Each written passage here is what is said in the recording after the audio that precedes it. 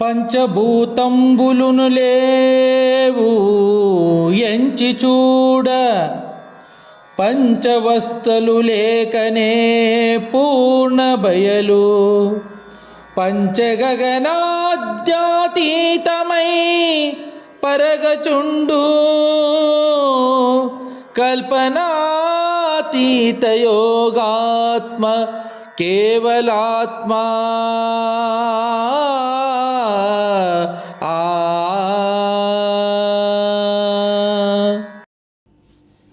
పంచభూతంబులును లేవు ఎంచి చూడా,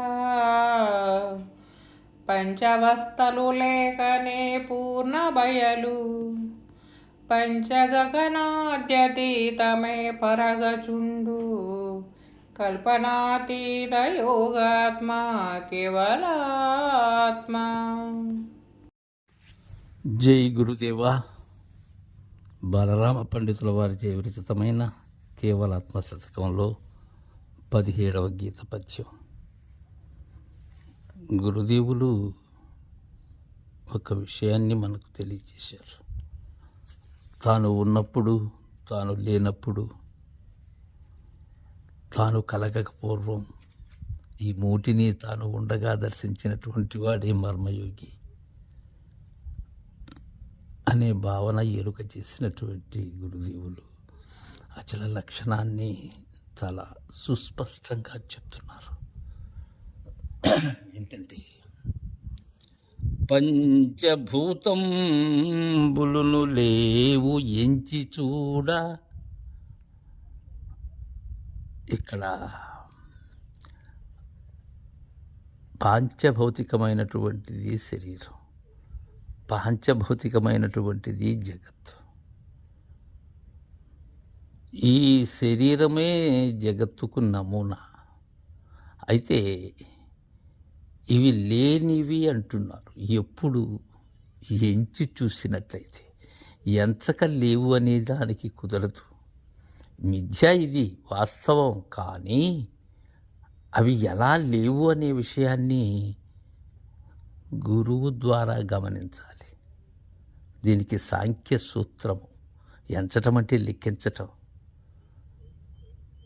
వాటి యొక్క క్రమ పద్ధతిని తరచి చూడాలి. దేనిలో లేవు పంచభూతములు? ఉన్నది పరిపూర్ణములోనే ఆకాశాదిక భూతములన్నీ కూడా.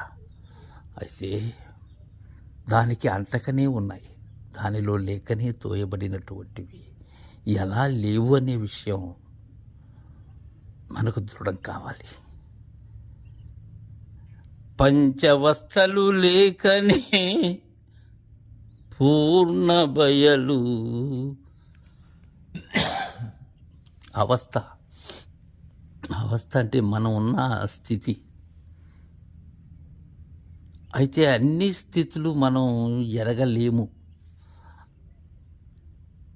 మహనీయులైనటువంటి వారు ఎరిగి మనకు వాటిని తర్కణం చేశారు. జాగ్రత్తలో నేను మెలకువలో ఉండి అన్నీ గమనిస్తున్నాను కాబట్టి దాన్ని జాగ్రత్త అని, అలానే స్వప్నంలో నేను ఏవేవో కంటూ ఉన్నాను నా ఊహలతో, దానిని కళ స్వప్నమని, నన్ను నేను మరచి నిద్రపోయేటువంటి స్థితిని సుషుప్తి అని.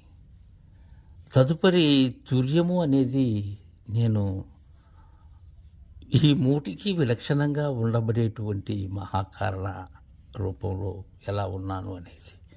తర్వాత 5వది అది తుర్యాతీతము, పేరు మాత్రమే, కానీ అక్కడ ఏమీ లేదు.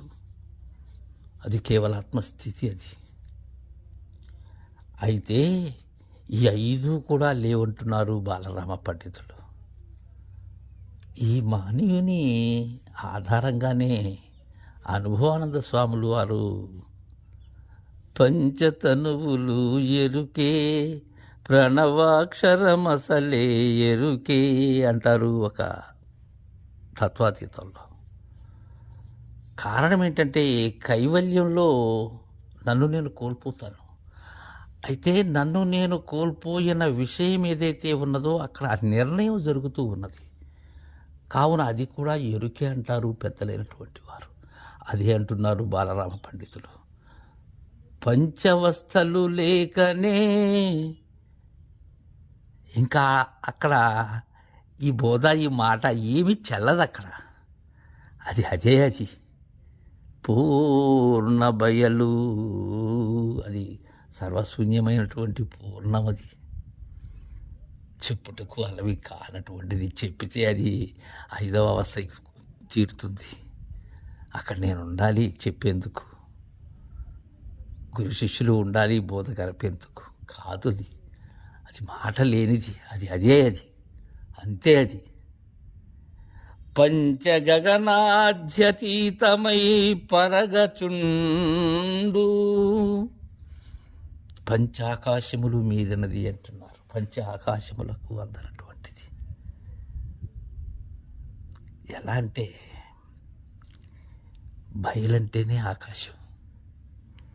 దీనిని భూతాకాశమని, చిత్తాకాశమని, చిదాకాశమని, పరాకాశమని, నిరాకాశమని అంటారు పెద్దలు. ఈ చిదాకాశము పరాకాశము రెండు కూడా ఒకటే. అంటే భౌతిక పదార్థాలకు ఏదైతే అవకాశం ఇస్తూ ఉన్నదో అది ఆకాశం. దాన్నే భూతాకాశము అంటారు. దీనికి ఉత్పత్తి నాశనాలు చెప్పబడి ఉన్నాయి శృతులలో. దాని గుణమే శబ్దగుణం. ఈ నిరాకాశము ఏదైతే ఉన్నదో 5వది, దానిని ఎరుగనటువంటి వారు ఈ భూతాకాశాన్నే పరిపూర్ణ బ్రహ్మమని తలుస్తూ ఉంటారు. కాదు, చాలా తేడా ఉన్నది.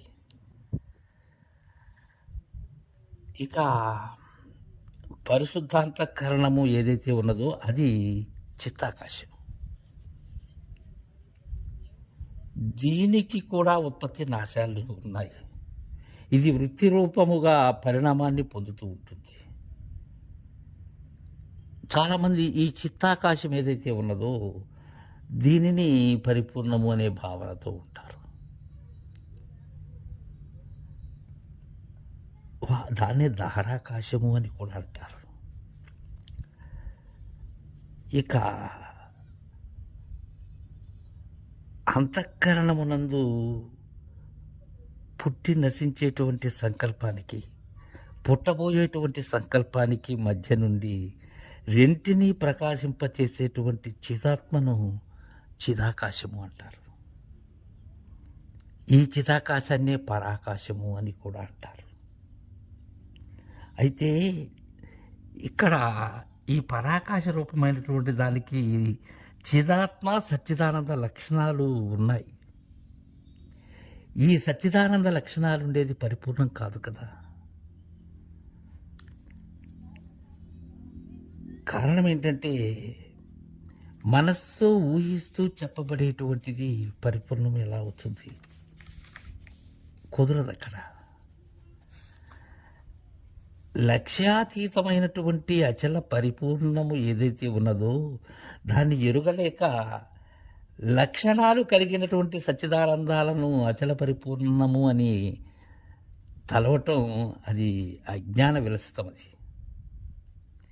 ఈ శబ్దస్పర్శ రూపరసగంధాది గుణాలు కానీ, జన్మజన్మాంతర కామకర్మాది వాసనలు కానీ, సృష్టి స్థితిలయాది తటస్థ లక్షణాలు కానీ, సత్యజ్ఞానానంద స్వరూప లక్షణాలు కానీ, నామరూపక్రియ గుణ జాతులు కానీ లేక ఉన్నదని ఏదైతే ఉన్నదో స్వతసిద్ధముగా దానిని నిరాకాశము అంటారు. ఆ నిరాకాశమే అచల పరిపూర్ణ పరబ్రహ్మము అన్నారు పెద్దలు.